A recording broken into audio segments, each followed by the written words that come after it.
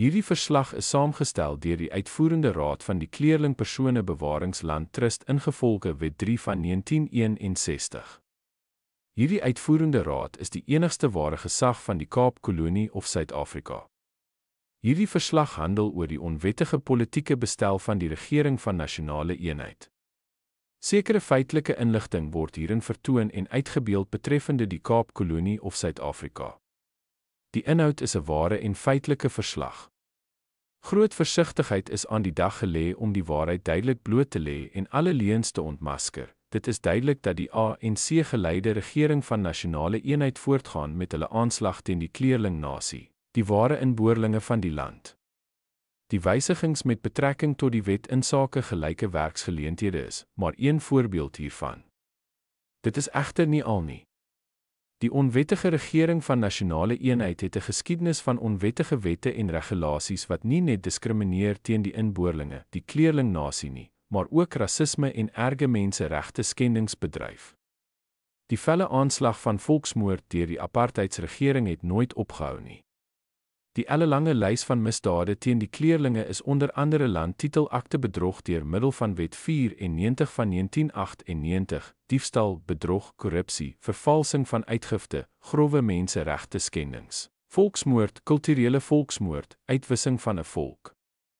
Tydens die oorgang na 'n demokratiese regering is die lisensie om die inboorlinge te vervolg en uit te moor oorgedra aan die ANC-regering, een van die grootste misdade teen die inboorlinge. Die kleerlinge is sekerlik die Tranka, Wet 94. Deur hierdie wet is alle kommunale of gemeenskapsgrond as staatseiendom oorgedra.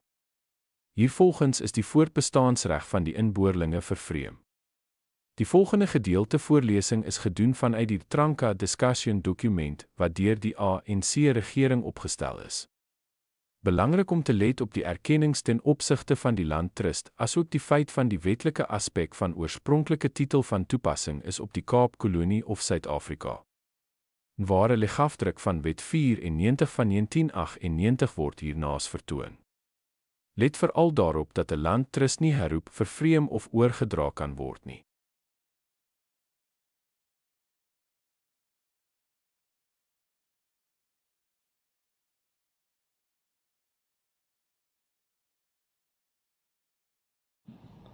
Transformasie van sekere landelike gebiede, Wet 94 van 1998.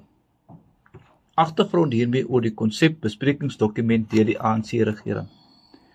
Die tussentydse grondwet, Wet 200 van 1993, het bepaal dat eiendomme in die Suid-Afrika Ontwikkelingstrust gebiede, sowel as ander grond wat in trust gehou word, deur ander 3-kamer-oorhede oorgedra moet word aan die trusteeskap van die minister van Grondsake.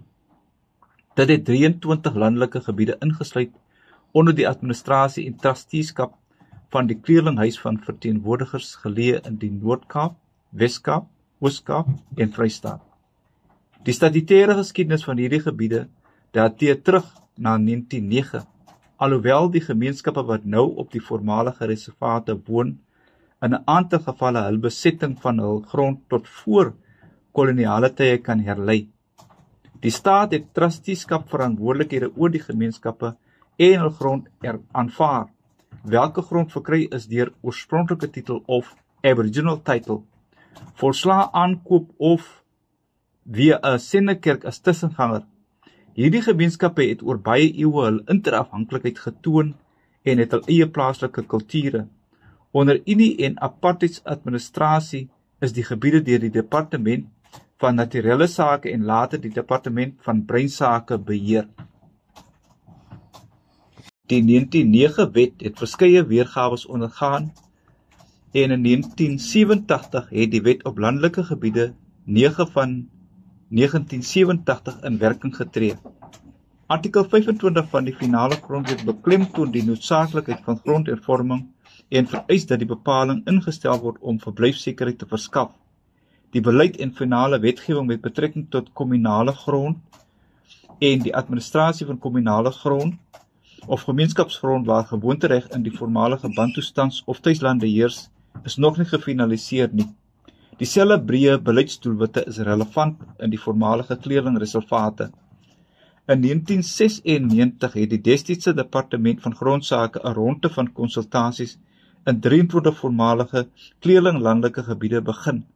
Die doel van hierdie konsultasies was om die menings van die inwoners van hierdie landelike gebiede te verkry oor die vervanging van die wet op landelike gebiede. Dit het uitgeloop op die promulgering van die wet op transformasie van sekere landelike gebiede, wet 94 van 1998. Die wet het 3 hoofdoeleindes, naamlik die oordrag van dorpsgrond aan 'n munisipaliteit, die oordrag van grond in die res van 'n entiteit of entiteite onderworpe aan sekere voorwaardes, die roeping van die wet op landelike gebiede, wet 9 van 1987, hierdie resultaat van die konsultasieproses was die transformasiewet wat in 1998 in werking getree het. Die transformasiewet van 1998 is nie omstrede nie en die beleid wat noodsaaklik is vir die oordrag van wet 9 grond aan die betrokke gemeenskappe is wyd aanvaar. Die status van trustgrond onder wet 9 is soortgelyk aan trustgrond in die voormalige bantoestands- en tuislande. In wet 9 gebiede kan die trustgrond nou aan gemeenskapsentiteite oorgedra word onderhewig aan die voorwaardes wat deur die minister gestel word. Asof dit nie genoeg is nie, het die ANC-geleide regering die vermetelheid om die inboorlinge met absolute disrespek en minagting te behandel. 'n Voorbeeld is die haatspraak van een van die top ANC-leiers wat openlik gesê het dat die kleerlinge honde is. Die uitvoerende raad van die trust rig hiermee 'n ernstige waarskuwing aan alle onwettige instansies asook self aangestelde magte dat geen steen onaangeroer sal word nie. Hierdie saak sal gevoer word tot en met die hoogste gesag. Die hele wêreld sal kennis neem van hierdie brutale aanslag en volksmoord teen die kleerlinge, die ware inboorlinge van Suid-Afrika.